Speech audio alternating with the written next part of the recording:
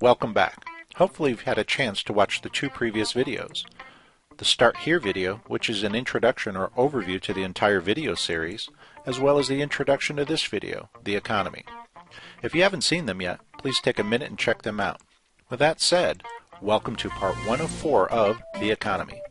In this video, we'll be focusing on 3 areas of America's economy by looking at personal finances, the housing market, and the banking system. Let's dig right in with personal finances. Bankruptcy cases are up 14%. This is just in a 1-year period. That is a huge increase. That's almost 200,000 more people filing for personal bankruptcy in 2010. This information was taken from the uscourts.gov and was posted November of 2010. The true unemployment rate for July 2010 was 16.5%. The advertised unemployment rate was 9.5%. That's what everybody else is told. But the total unemployment, including those marginally attached to the labor force, and that's the key word, marginally attached, was 16.5%. That includes those who have given up on seeking employment and those that are no longer eligible to receive benefits, as well as the underemployed. This information was gathered from 2 sources, the Wisconsin State Journal and the Bureau of Labor and Statistics website from July 2010. Now let's jump over to the banking system. This quote was taken from the Wall Street Journal online edition on September 27, 2010. What a headline. Banks keep on failing, no end in sight. This is not a tabloid creating a shocking title for effect. This is the Wall Street Journal.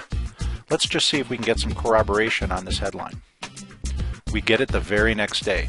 We see the real depth of the banking system problem with this headline, which was taken from September 28, 2010, from a copy of the Weiss Report, stating unequivocally that the 279 banks have collapsed in the last 2 years, and only 36 banks failed, and this is the important part, in the previous 6-year period.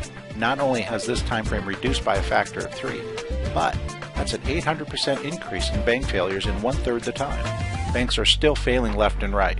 And according to the Weiss Report, name brand banks across the nation, ones that you recognize and probably use, are on the verge of failure. And they are being rated D+ or worse. Let's move on. Let's take a look at the housing market.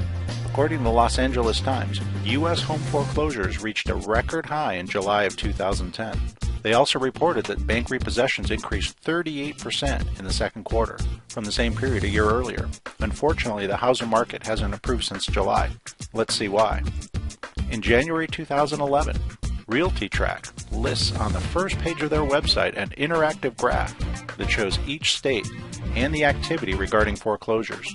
Although some states are faring better than others, the overall statistic for the U.S. is 1 in every 494 homes, called housing units, received a foreclosure filing just in January alone. With 130 million homes as of January 2009, that's 200,000 homes in the U.S. received a foreclosure notice just in January. What do you think the impact of just January's notices have been on the banking system? What about February through December of 2011? That's a lot to take in. Unfortunately, it's reality and it's hard-hitting information and not very happy news. Now you know why I've decided to do these videos in segments. But let's keep going and dig a little deeper and see what we find in the next video segment.